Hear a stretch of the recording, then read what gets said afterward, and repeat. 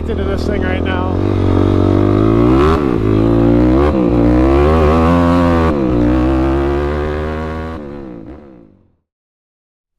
Well, hello everyone.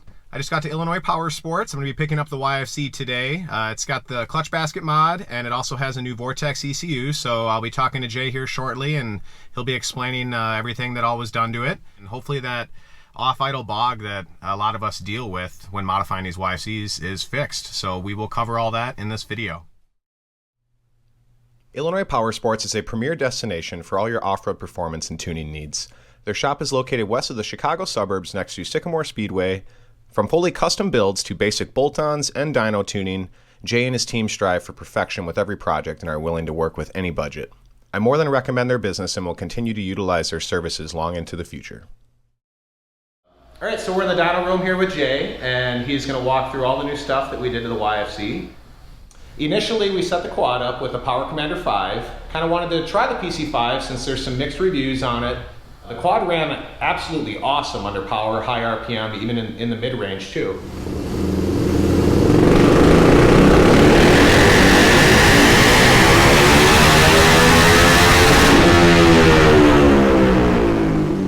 But then ended up finding out that kind of had some glitchy symptoms with the factory ECU. Operating the PC5 off of the factory ECU, they just didn't communicate very well at kind of, you could say, low RPM. The power cutting thing is so weird. It works so good under power.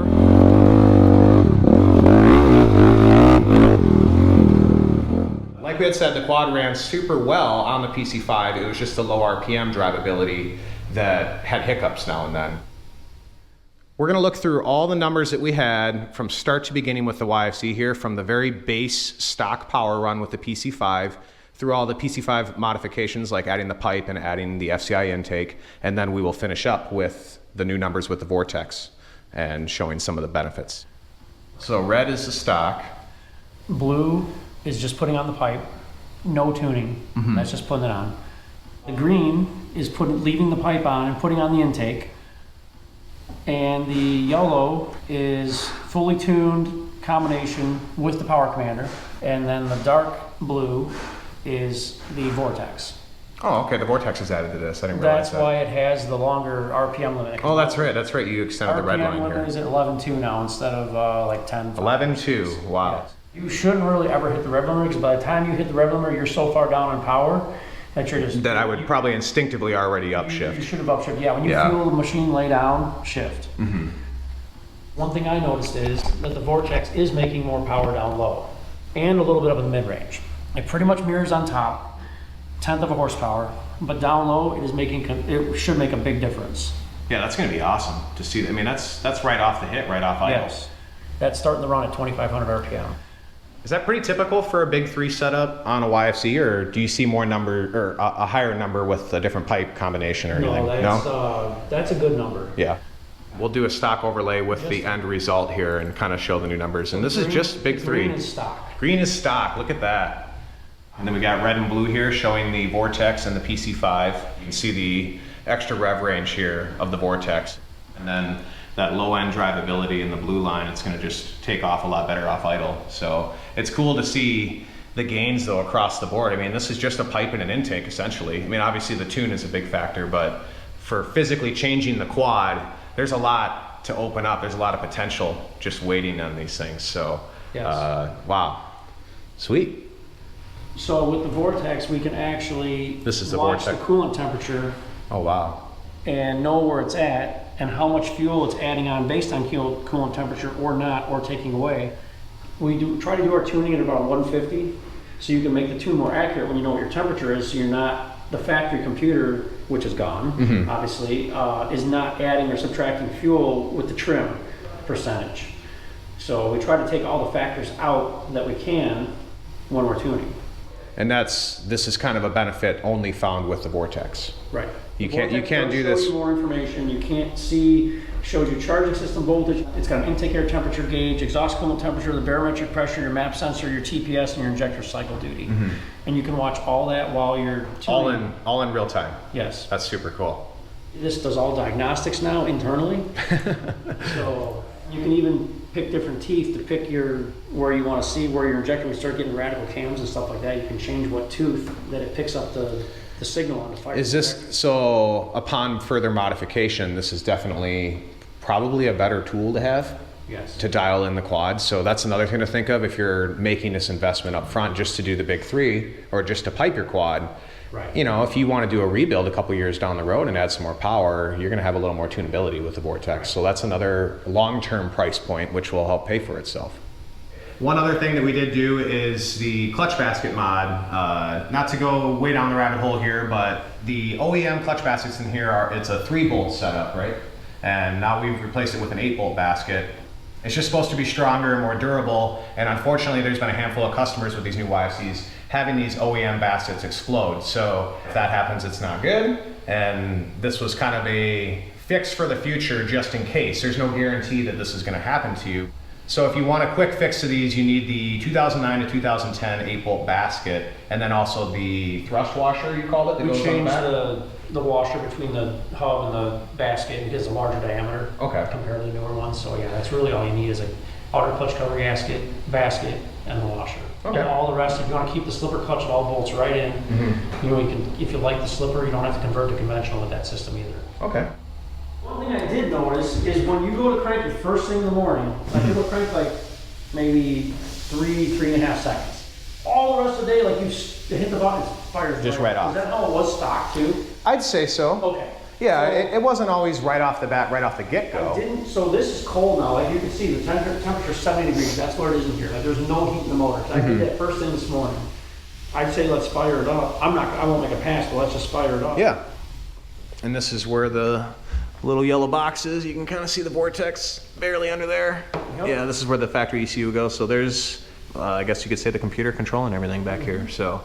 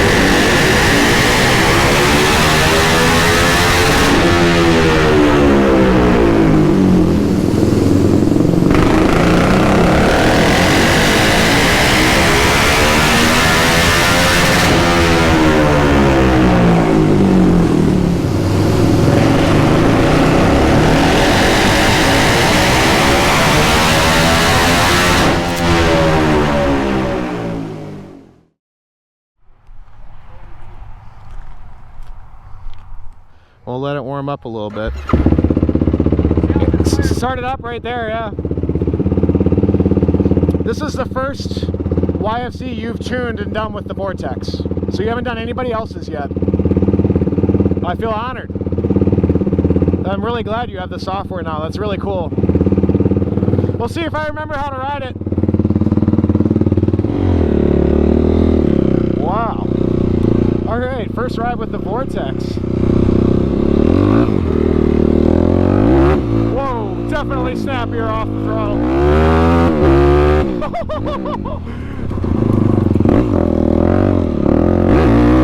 Oh man, that is night and day.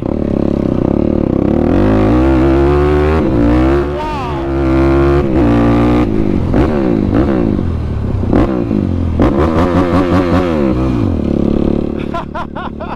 Holy smokes. It's so crazy that there's no more power. It's just running that much better. I mean, I'm gonna ride a little more, but first impressions though, that is crazy. Just that initial hit now, it was so smooth. I mean, it didn't do that at all before. If anything, I was gingerly laying into it before. And now I can kind of, because I got good at riding it how it was doing that thing, but now I can kind of let loose and really ride it, and it'll do what I want it to do all the time. But even on the dyno chart, the bottom end, that's what's pretty good. And that was like immediately, as soon as I downshifted and as soon as I gave it some more, I mean, it's just, it's super responsive. It's right there. And yeah, I mean, it didn't hesitate at all. So we will, Rip it up. yeah, I'm going to ride it a little more here.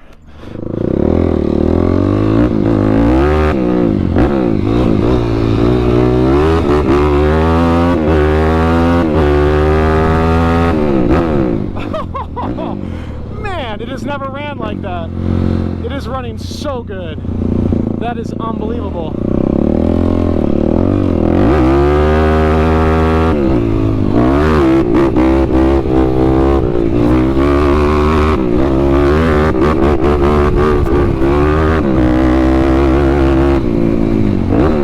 Man, that is awesome.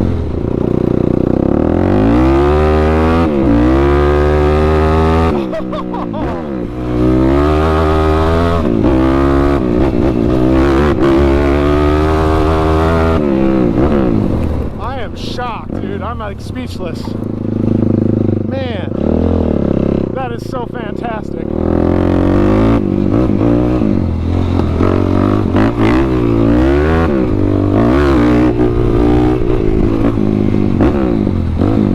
Wow.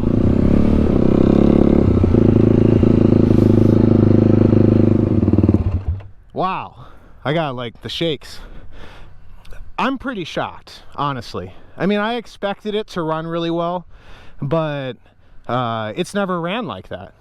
So that's kind of got me on cloud 9 at the moment. I'm kind of freaking out a little bit, just because it's so weird that there's no more power. I mean, it's essentially the same power as before. I'd say up top it feels pretty similar that it did to the PC5. That's not much different. But man, everything down low, it's so smooth. What I mean, I'd love to have it on like a track and like on a trail and really ride some off-camber terrain and stuff. This is just wide open. But that's still, I mean, I'm very, very happy with it. I think you're going to help a lot of people. This is really cool. So thank you very much. This is all I want it to do. We don't need it doesn't need to have any more power. It's a perfect little power boost. Unless I was running sand dunes all the time, I couldn't imagine turning it up much more. I think it's going to be perfect for on the dirt. Thank you very much. My pleasure. Yeah, this is, I don't have any projects for you anymore. I got nothing. So We're all gonna, yeah, no, this is going to be fun. the project is to ride now.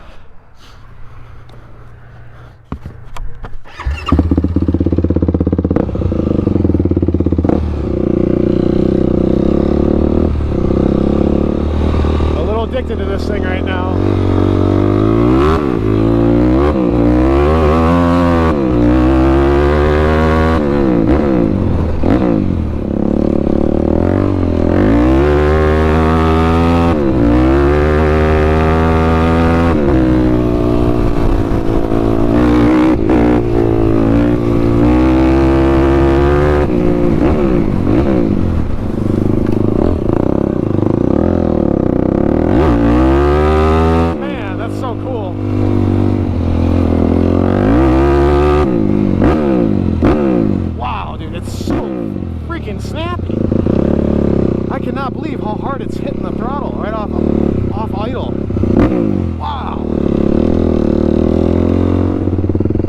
Once again, I want to give a huge shout out to Jay and his team. Their work never disappoints, and I'm so thankful they were recommended to me. After picking up the YFZ, Jay brought me next door to ride pit bikes with Dan, the flat track instructor. Needless to say, I was out of my element, but had fun trying to implement Dan's instructions without crashing into the wall or the RV. Don't touch the front. Use and always keep your foot on the back brake. Always. Never let the back brake off. That is a tool that not many people use. Yeah. Go up one. There you go. Now go just nice and easy. It's so small. Yep. Yeah. But it'll hurt you too, though. Oh, I'm sure it could hurt me. All right.